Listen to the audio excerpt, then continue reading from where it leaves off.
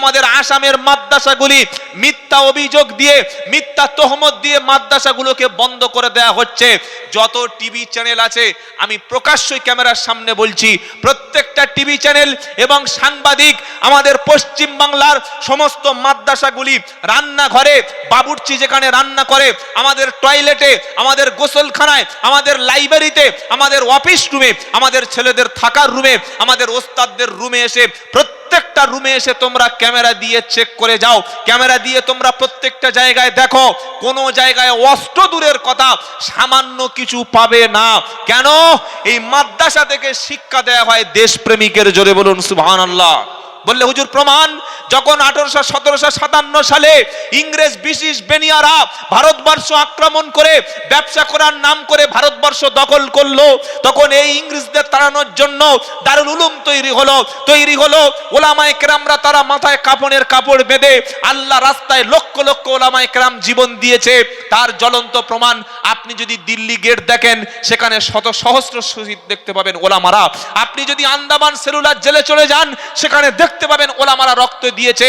আজ যারা মাদ্রাসা নিয়ে প্রশ্ন তুলছে, এরা সুস্পষ্ট মিথ্যাবাদী। এদের চরিত্র, পতিতাদের চরিত্র, দুজনের চরিত্র সমান। এরা মাদ্রাসাগুলো বন্ধ করার চেষ্টা কেন করছে? কারণ মাদ্রাসায় তৈরি হয় দেশপ্রেমিক। কি তৈরি হয়? জোরে বলুন। দেশপ্রেমিক, যাদেরকে মিথ্যা মামলায় জঙ্গি বলে চালানো হচ্ছে। যদি ওরা প্রকাশ্য জঙ্গি হয়, জঙ্গি কাজের সঙ্গে যুক্ত থাকে, আমরা প্রমাণ দেখতে চাই, তাদের প্রকাশ্য ফাঁসি চাই। মিথ্যা কেস দিয়ে তাদেরকে জঙ্গি বলে গ্রেফতার করা হচ্ছে, মাদ্রাসাগুলো জঙ্গিবাদের আখড়া দেয়া হচ্ছে।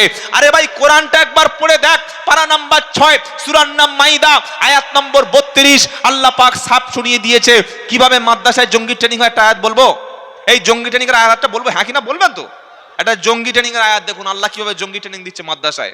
কোরআন বলছে, মান কাতালা নাফসাম বিগাইরি নাফসিন আও ফাসাদিন ফিল আরদি ফাকান্নামা কাতালান নাস জামিয়া।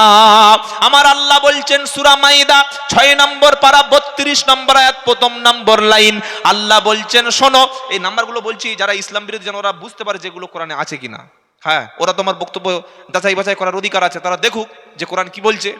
আল্লাহ বলছেন, শোনো, কেউ যদি পৃথিবীতে কোনো একটা নিরপরাধ মানুষকে হত্যা করে, হোক সে হিন্দু কিংবা মুসলমান, হোক খ্রিস্টান কিংবা জৈন, এখানে কোনো জাত নয়, এখানে মানুষ, এখানে হিউম্যানিটি, এখানে মানবতা।